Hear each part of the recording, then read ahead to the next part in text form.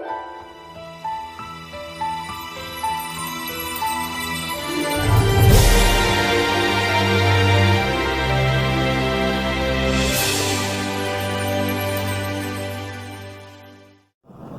this is Chris. How you doing? Keeping It Real, Liakris Construction, a wholly owned subsidiary of Liakris Enterprises. I'm going to build like a rustic sort of sliding barn door for our client up here in Clarksville. And it's going to be 80 3/4 inches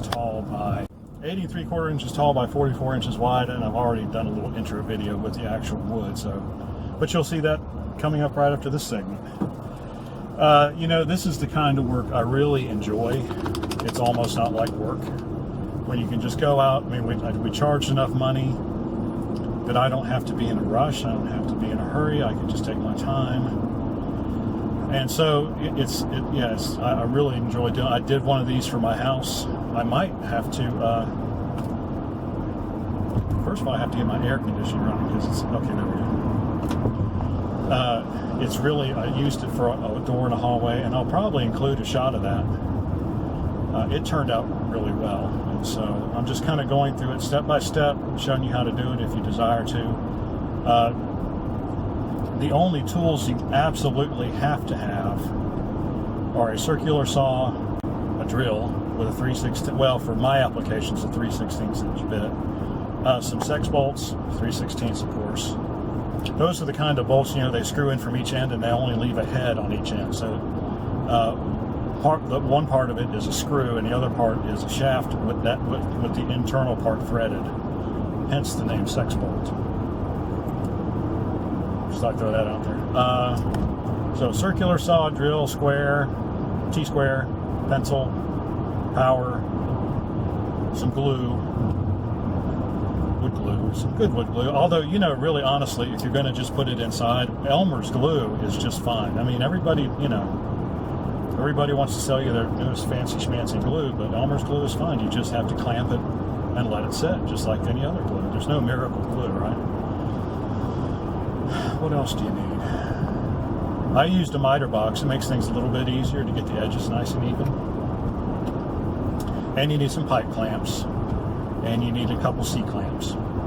The pipe clamps have to be able to span, and I wish I had some 4-foot piece of pipe clamps, but I don't, and I don't feel like driving all the way to Lowe's. I've got 2 3-footers, but I'm gonna show you how to work around that. So you really only absolutely have to have one pipe clamp or a combination of pipe clamps. You know, you can put a junction in those because they're made out of black plumbing, or I guess it's plumbing pipe. It's threaded on each end. And so, but you'll see what I'm talking about. I think that's it. It's really a very well. And then of course you need a hardware kit to hang it once you figure out where, you know, once it's done, you got to hang it somewhere, right? So you need a hardware slider kit, and it just depends. The length of the kit depends upon, you know, how wide your door is. And so since my door is 3'8" wide, I'm getting an 8-foot kit because a 6-foot kit would not be quite big enough. And then of course I'll show it mounted, you know, when I get it finished. But so yeah, we're gonna finish. Oh, and you need some kind of finish. If you want to stain it, great. If you don't, then just put it. I didn't even do anything to the one I put in my house. I just put it up. It's kind of nice. I'll probably put some shellac on it though at some point. Yeah. I'll do that. I like shellac because you can do multiple coats in a day because it dries so quickly. So the only downside of shellac is that if it gets wet, like if you put a glass down on a shellacked countertop or something like that, it'll leave a white ring really quickly. So it's not good for like kitchen or tables or anything like that. But you know, for doors and walls, I used a lot on my walls. Oops, daggone it! Now I'm gonna have to go all the way into town, turn around. So I'm just gonna go get a drink of Pepsi. I guess I can get the glue first. So yeah, I need some glue. So running over to the Ace Hardware because that's the only place to go here in Clarksville on the lake. All right, I've prattled on long enough. Let's get to it.